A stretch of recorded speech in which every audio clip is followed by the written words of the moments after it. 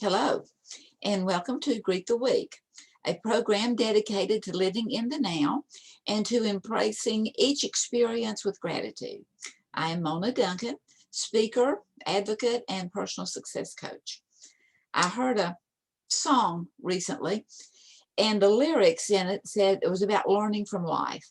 And the young man sang about the problems that he had not learned his lessons, that he'd engaged in, but had not learned his lessons.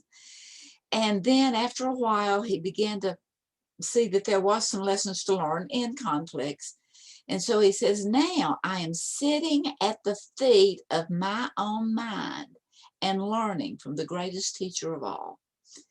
And of course, that teacher may be open for determination, whether you see it as God or life in general or karma or circumstances. But as we do sit and give time for us to think, we can really begin to learn a lot of lessons. And today's topic is time management, time and money management. And so I'm turning up the PowerPoint to have a few things to share. I encourage you to take whatever is relevant and use it and tweak it and make it your own. And so time and money management, but I've decided to turn it into, well, we're going to look at more money management today and go with time another time, because for engagement of this time space takes too much time to try to put both of them together. So there's a fish market in Seattle, Washington, and they wrote a book about it, fish, because they sell other things. It was primarily fresh fish. And one of the quotes, it says, some choices are made for you. It is the choices you make for yourself that are the most important. And I always emphasize this a lot. I worked with federal prisoners for several years, and realizing that we do make choices, and sometimes there are choices that are made for us, but we need to make ones on our own in how we use our time and in how we spend our money or use our money or have the attitude that we have toward time and money. And so in doing this, first of all, we need to kind of find some balance, not using every penny that's in your pocket and not wasting time unnecessarily, because, they really do balance each other out. You use your time in order to try to gain some money, and you use your money trying to buy things that would give you more time or that would be more pleasant in the time. And so it's all about an exchange system, and everything really is an exchange system, because no two things can occupy exactly the same space. And so it's learning to negotiate all of these things. And as we do find that balance, we begin to have less stress, and we can manage crises, because crises do come up on occasion, and to be able to manage them.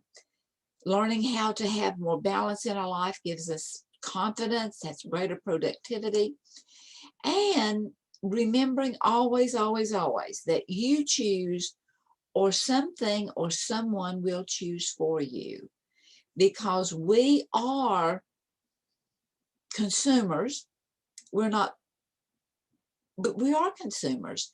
And choices, if we don't decide and make a choice for ourselves, then it's just like, ground will not be an empty space. Something will be filled there, whether it's something we plant or whether it's weeds, and sometimes it can be good things that comes in, but something will have, because all of life abhors a void. And so we can move forward, we can find balance only as we are moving forward. And think of riding a bicycle. You cannot just sit on a bicycle unless you put the foot down, and even that's going to kind of lean you to one side and may not be able to actually sit there and relax on a bicycle. And it really works whenever we are moving forward, and so does all of life in general. So we're wanting to look at balance, not juggling. Juggling smacks of dishonesty, as in Enron juggled the books, or sometimes in having, you just try to juggle things, and whether it's having someone on the side or different relationships, that juggling smacks of dishonesty. It's also stress producing, because sometimes you may be saying things to one entity that you're not saying to another, and it can get you in big trouble. Or and juggling also tends itself to just eking by, because there's not that open fluidity. Whereas, as we learn to balance things, it's being just and fair. We're beginning to look at the giving and the receiving, the in and the out, the both and. Balance helps to provide equilibrium in what we have as well as how we spend, in what we give as well as what we receive. It also, balance leads to harmony in our mind, our body, our soul, our relationships, our spirit. It just leads to that harmony, that fluidity. Balance is staying poised. And in being poised, you can still lean to one way, you can stretch, you can condense. It just gives more leniency. And balance also promotes health in life, in our finances, in our views, in our relationships. So, to get money, to receive money, most of us have to work. And statistics tell us that the average American works over 100,000 hours in a lifetime, or someone worked that was providing that amount of money to provide for us. And having the right perspective on work is an asset, and it is vital, whether it is working for money, whether it is working out of the goodness of your heart, whether it's volunteer time, whatever it is. So here are some of the different views of life, just for you to think about them. That sometimes people see work as a necessary evil. Well, our body, everything we do is total behavior. We're always behaving, either goodly or not so goodly. And if we see work as a necessary evil, what we think about, our body begins to act out the way we think things. And so if we see it as a necessary evil, well, I have to be there, but I just want the paycheck, not the learning experience or anything else, then we may become lazy and sloppy, just give a lick and a promise. Maybe somebody else will do it better the next time. We dread it. Dread going to work, can hardly wait for the bell to ring, dislike our job, dislike our bosses, dislike our coworkers, because those things kind of come together in a package deal. And you live for time off, or you live for the weekend. And you may get by on that, but it's taxing on your whole demeanor, on the attitude, on everything. And sometimes people get into work and we see it as our identity. The thing of it is, it really is our identity to a large, large degree, in that who you are will, and your likes and dislikes and your talents will, to a large degree, play into what kind of a job you choose to go into. But sometimes we become it's my identity, and so we try to give it the impossible 110%. Well, you know what? A measuring cup will only hold a cup. And if there's a leeway there to keep it from spilling over, it's trying to teach us that we can't give more than we have the dimensions for. And it leads to us, again, becoming what we think. And if we think that we're giving more than anyone else, then we become a workaholic. And the other areas of life suffers. Our relationships, our health, our wealth, because we begin to look at the fact that time and work becomes a trade-off. And our family often uses it, well, if you cared about me, you'd spend some time with me. And we begin to equate time with money. And anyway, it just becomes back to that web that we weave. And anyway, work also is a gift. And I like to look at it as a gift, and I encourage you to see it as a gift. that work is honorable, that work develops character.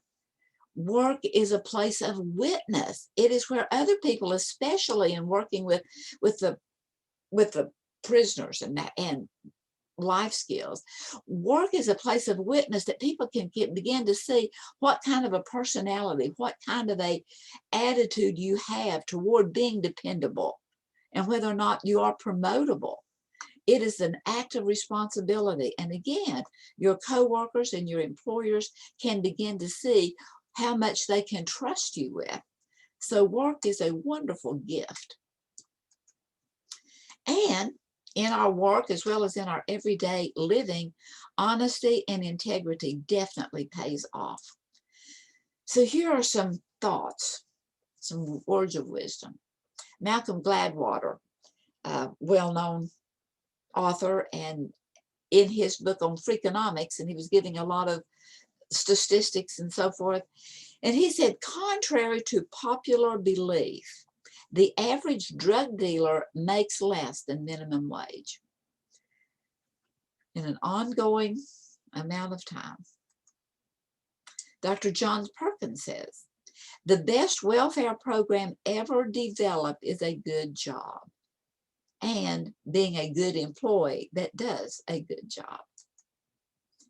Americans who described themselves as being happy peaked in 1957. And since that time, consumption has more than doubled. Stephen O'Brien.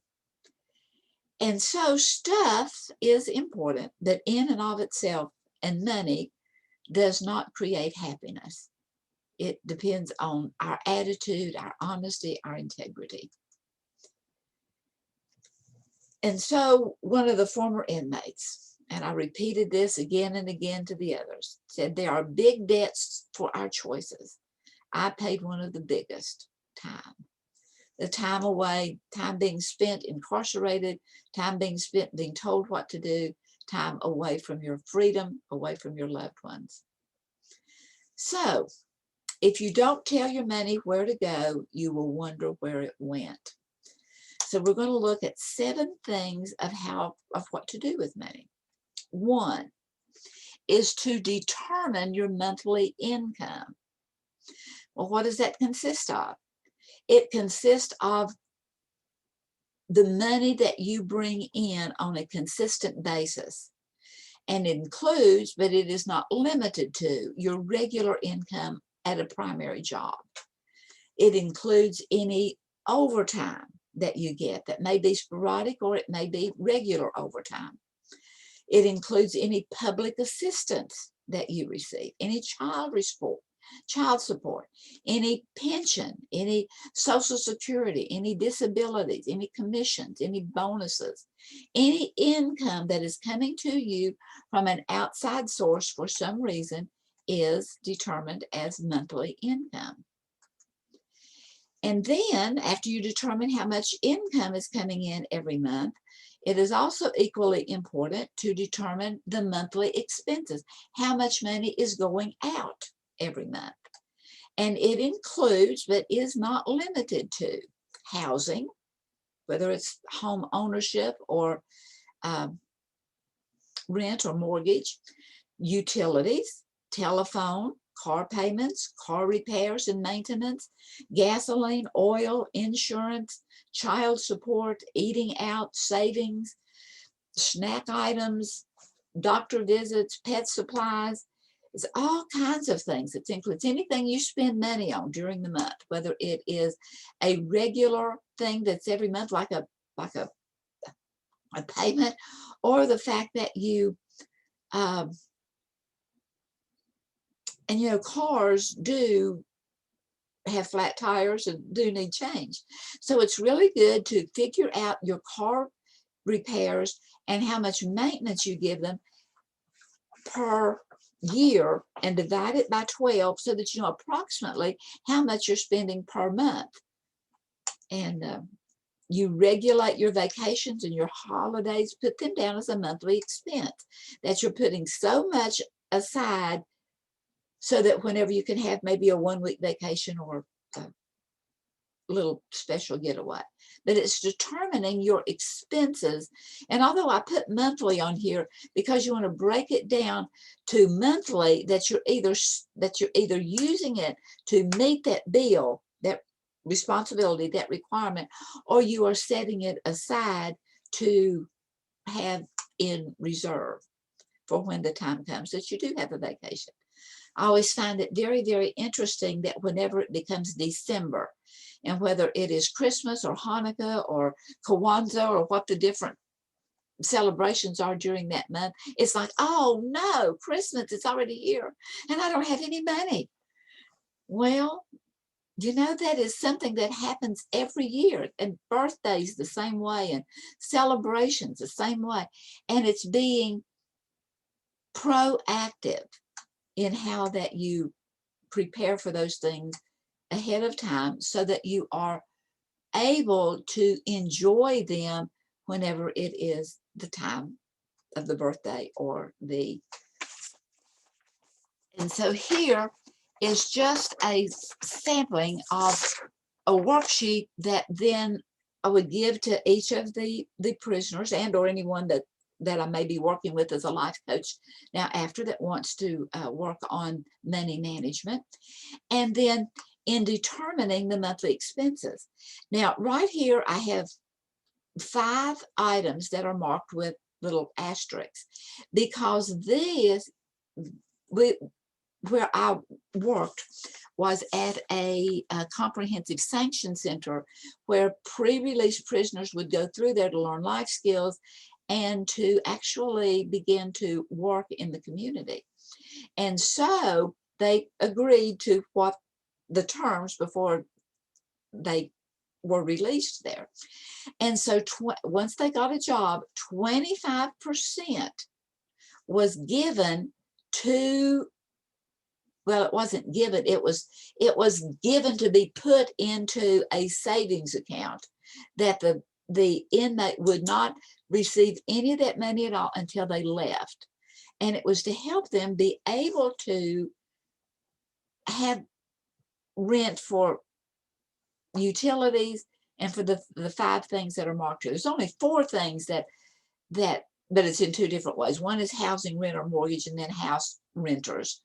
But the housing, the utilities, light, water, so forth, groceries and toiletries, and eating out. Some of the things, because anyway, it's just needful to know those things. So Gloria Steinem said, rich people plan for 4 generations. Poor people plan for Saturday night. Well, I want to be among the rich. So I want to do a lot of planning. And not only is it knowing your frequent income, knowing your regular expenses, but it's also about telling your money where to go. And we don't ask it. We don't spend what happens to be in the pocket. You tell it where to go. So this is something that I do with either a client or is that for the next 2 months, record all of your purchases. Carry a little, either on your phone or a little notepad with you. And every purchase that you make, whether it is cash, whether it is with a credit card, debit card, every purchase you make, record it. But put the amount, put the date, put the time of day, and whether you use check, cash, or whatever. And this is very, very important. Put down the mood you were in at the moment. Because note that impulse buying. Become aware of those emotional things that you deserve. Those things that this is not going to, it's just we can nickel and dime ourselves broke. And so buying to feel good about something is a temporary, but it is a false fix. And then you feel worse in the long run. So think and reason before buying anything.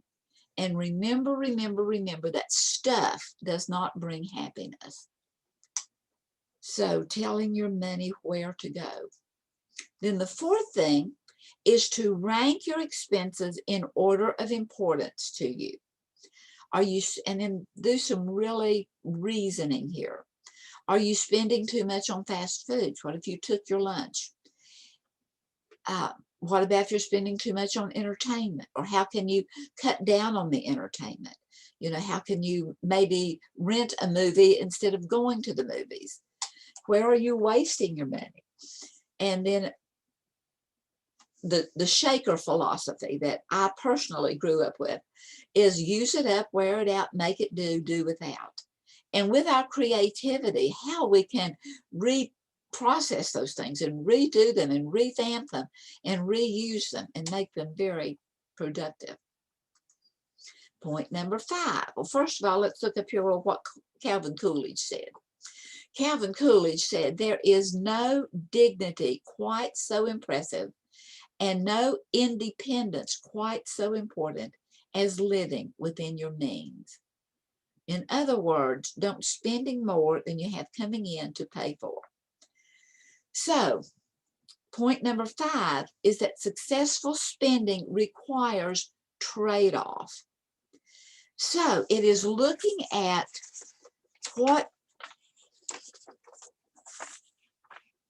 it is determining your core values. And when you have something worth sacrificing for, it transcends the situation, and the sacrifice is not a sacrifice. When you have something worth sacrificing for, and you know that value, your home, you're making some, needed repairs and so forth. And then you begin to look at how you can cut down on other things so that you can live within your means. Give up keeping up with the neighbors, give up and begin to look at how you can successfully meet those requirements. And so here are a couple of no-nos. No to rent to own anything. No to loan companies. No to payday loans, because their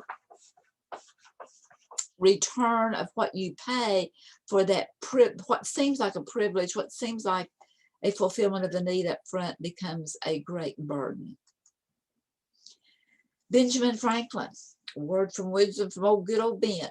He says, there is nothing in the nature of money to produce happiness. Instead of filling a void, it creates one. If it satisfies one want, it doubles and triples that want in other ways, because we are born consumers. But we need to we need to discipline ourselves, and we can learn to do that.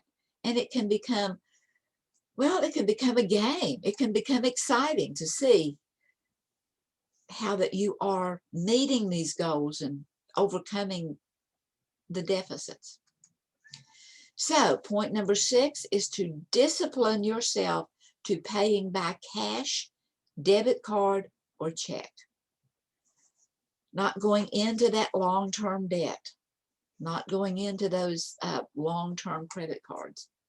And point number 7 is to limit yourself to only one credit card and to pay the balance each month.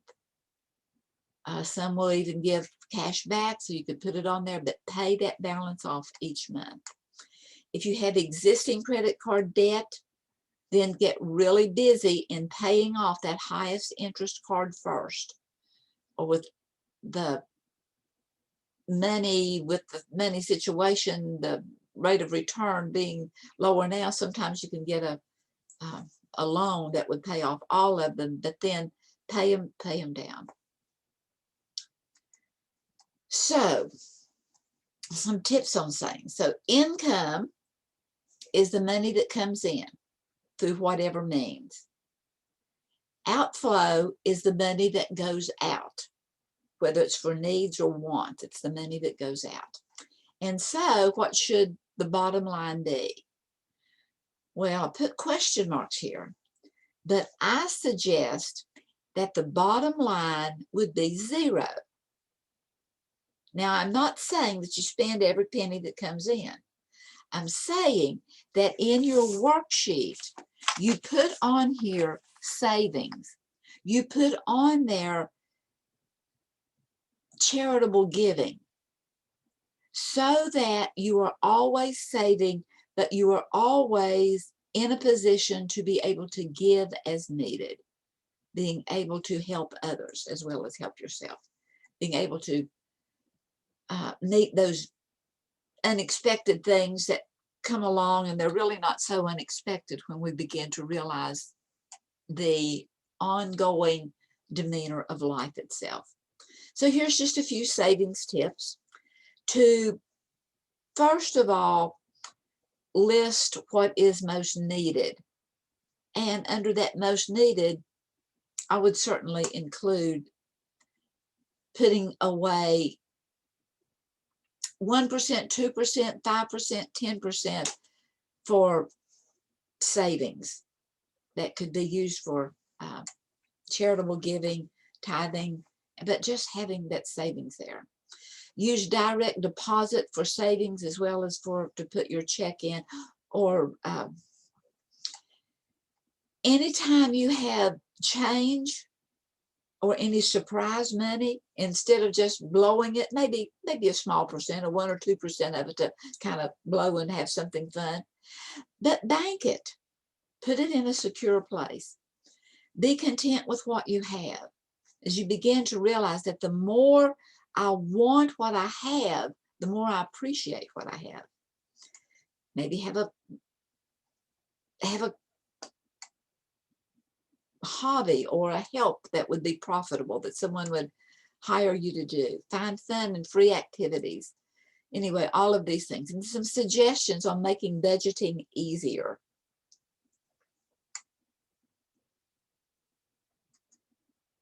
So how to organize and how to plan.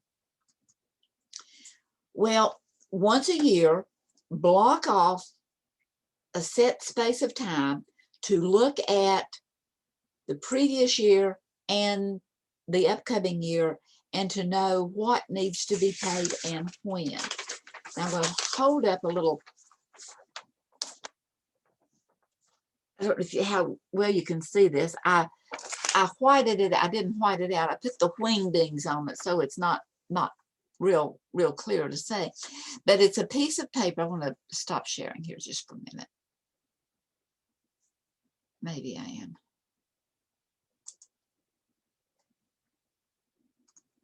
Yeah, I'm going to hold this up where you can see it better. It's 4 pieces. It's 1 sheet of paper, but it has 4 items on it. So I'm going to fold it up because it's working on the whole year at a time, back on this one that we looked at, where you're looking at your income and outgo. But then on the little one, I do with 4 pages. And I have in one section, I have the amount of income that's coming in and the dates that it's receivable. And then I put what is automatically drafted out. And then I list here the payee, the amount, and sometimes, like on electricity and the water bill, I guess at it because I've looked at it for the year and divided it by 12, and I know approximately what it is each month. And then the next one is on my username, because if I'm going to do it online, and then the password, and then when it's posted. And the regular things, it's every month. And then sometimes I'll write in, because things are always coming up, and I'll write it in. And then the 4th one, I just have, again,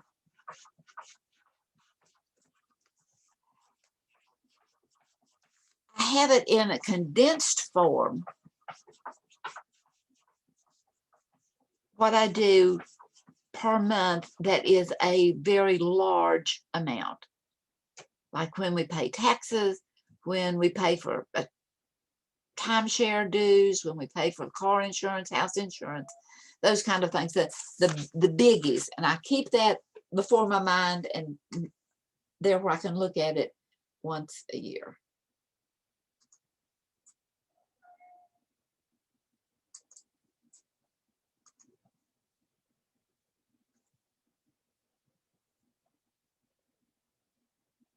So it's looking at yearly, and then monthly. You look at it again at the beginning of the month. You look at your budget at the beginning of every week, and then 5 to 10 minutes every night. This is for time and money.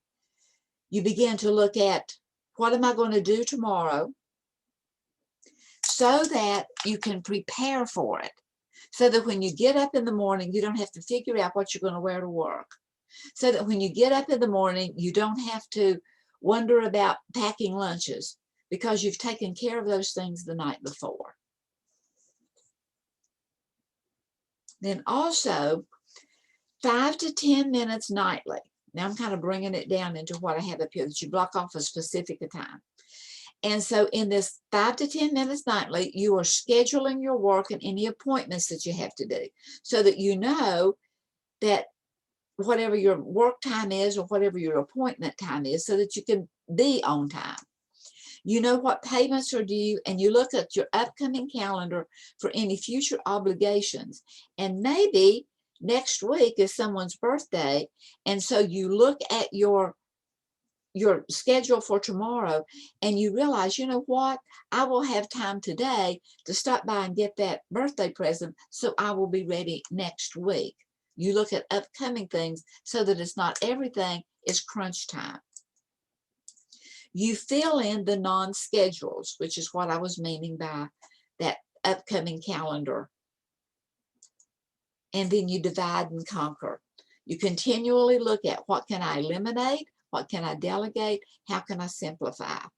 How can I get the group involved here? How can, other members in the family, if you have other members in the family, what can they do to help all the situation? And recap. Have one system and modify it as needed. I had back to that 110% worker or 120% worker. I had a client one time that the person had 3 different systems, and they were so frazzled trying to keep up with those 3 different systems. So have one, tweak it, modify it as you need it, that works for you the best. So here is a little bit of word of wisdom from Morgan Housel. That was an article in the Motley Fool that was reproduced in the Reader's Digest back in April of 2017. And there was 12 points that he looked at. Morgan had a new baby, and he was thinking about his son's future financially. And he wrote down 8 things that he had for him. And I have chosen 3 here to share with you that I thought was so powerful. So he's talking to his infant son. This is good for all of us. You might think you want an expensive car, a fancy watch, and a huge house, but you don't. What you want is respect and admiration from other people. You think having expensive stuff will bring it. It almost never does, especially from the people you want to respect and admire you. And another advice to his infant son: there is no way to learn the value of money without feeling the power of its scarcity. And another quote to his infant son that I found very, very important. And as I would talk, especially with the incoming prisoners, or not the income, but with the prisoners, this is the one that we would have the most in-depth conversation, that almost everyone had something to share. And so Morgan wrote, some people are born into families that encourage education. Others are from families that are against it. Some are born into flourishing economies, others into war and destitution. I want you to be successful, and I want you to earn it. But realize that not all success is due to hard work, and not all poverty is due to laziness. Keep this in mind when judging people, including yourself.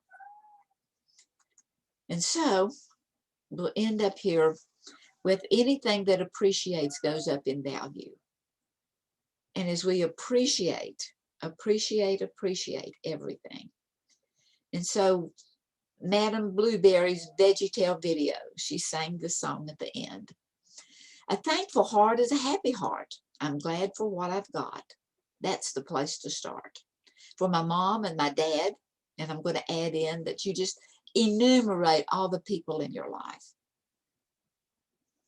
For the good times we've had, that's why I say thanks every day. So, thank you for being here. And think you can do it? Well, I think you can. So,